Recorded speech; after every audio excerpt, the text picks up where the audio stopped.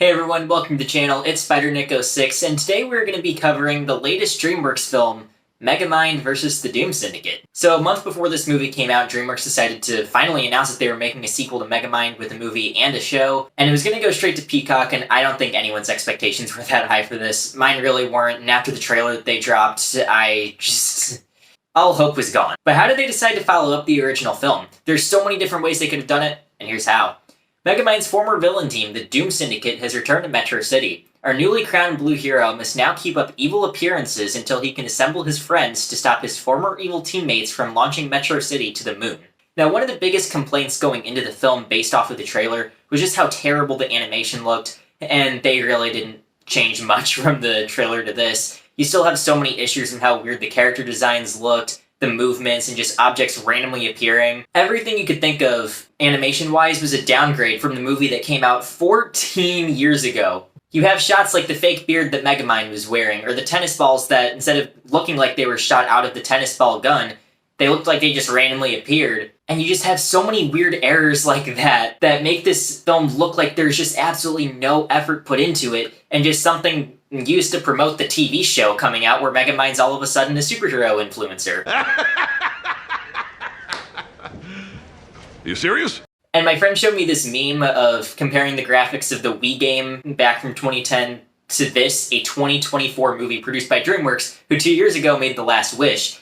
And the Wii game looked better, which is really sad and not a good sign for this movie. And then you also add into the fact that the original cast isn't coming back, so the only characters from the original film that were big that are returning here are Megamind and Roxanne, and Will Ferrell and Tina Fey are not back. And then you get to the guy who's playing Megamind, Keith Ferguson, who's done additional voices for a bunch of different cartoon shows and movies. He really only has a fraction of Will Ferrell's charm and personality from the original film. All the other cast just sounds like a bunch of terrible impersonators that you take off of YouTube to replace everyone who didn't come back, which just leads to all the characters feeling cheap versions of themselves. But then you get into how they decided to follow up the original film and how they were going to try to build onto what was set up there, because the original film set up so much potential for a big DreamWorks franchise, and when you have Shrek, How to Train Your Dragon, and Kung Fu Panda turning into pretty big IPs, Megamind sounds like something perfect to do with.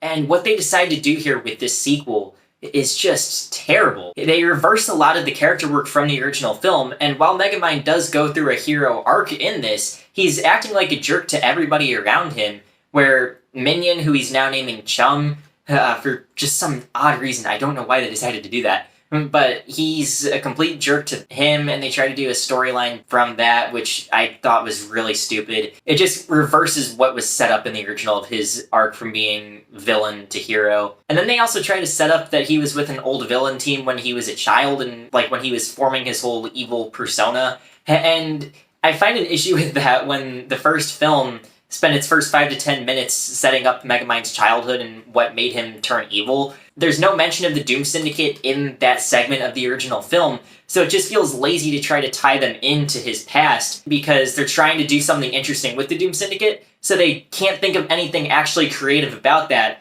So they go in and do something that makes no sense and do the cliche, we were in your past trope that they love to do with a bunch of villain stuff. And then they also go a Toy Story 4 route, where in that movie they made Buzz Lightyear really stupid for jokes and a whole storyline. They do the same thing here with Megamind, where they make him stupid for stuff that you wouldn't expect him to be dumb with. We've seen the tech that Megamind's created and how big of a genius he really is, but they decide to do really dumb jokes where he doesn't know how to use a phone or to plug in a toaster to make it work. So all of that just feels off and used for cheap jokes and plot conveniences. He's not the sharpest tool in the shed. There are also just a bunch of mind-boggling story choices they make as well, with how Megamind wants to set up for battle, or his plan of action for stuff and how they execute that. Because, as seen in the trailer, you have the tennis ball guns. Kick some dooms! Like, that's how he goes into battle when we've seen all the other weapons he's created.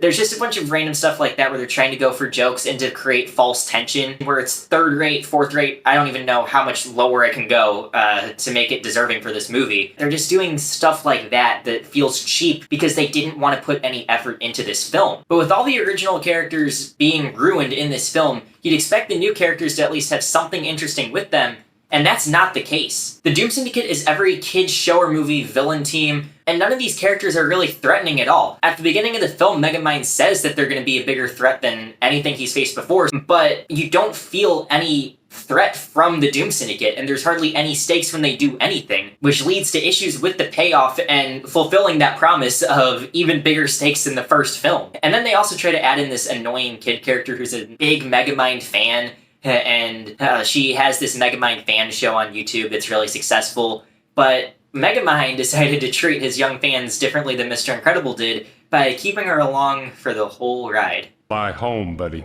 I work alone. And then you just have the product as a whole feeling shockingly low effort for something by DreamWorks. Like, yeah, they've made really bad movies in the past. You have Boss Baby, at Home, but you wouldn't expect them to make something this shockingly bad. It brings you back to the 2000s straight-to-DVD Disney sequels, low effort in there just to make money because of the IP. The film is just never funny, it's never entertaining, and doesn't do anything original or exciting to make you engaged in the film. When the first Megamind has so much personality and charm to it, originality, it felt ahead of its time, and it was something that appealed to both kids and adults from its creativity. It just feels borderline disrespectful to make something like this, where of course it's not going to appeal to adults because it looks like something on Nick Jr. or Disney Jr. With the quality level and what show it is setting up. But I don't even think it would appeal to kids because of just how terrible it is. There's so many better options out there, even on those channels, to where it just makes this film look even worse than it is. I really can't think of anything about this film that I enjoyed, which sucks because I want to say at least one thing good if I'm reviewing something, but it just feels hard to do it on this one. So before I give you my final thoughts on this film, did you like it? Because if you did, I just want to ask, why? But make sure to like this video if you liked it. I'm sure it was better than Megamind 2. I promise I put more effort into this than they did. And make sure to subscribe, because if you don't, I will subject you to watching this movie for Dune Part 2's entire theatrical run, so you will miss it because you were watching Megamind 2. Megamind vs. the Doom Syndicate is a cheap, poorly animated, and criminally low-effort sequel that reverses some of the character work of the first and does nothing new or exciting.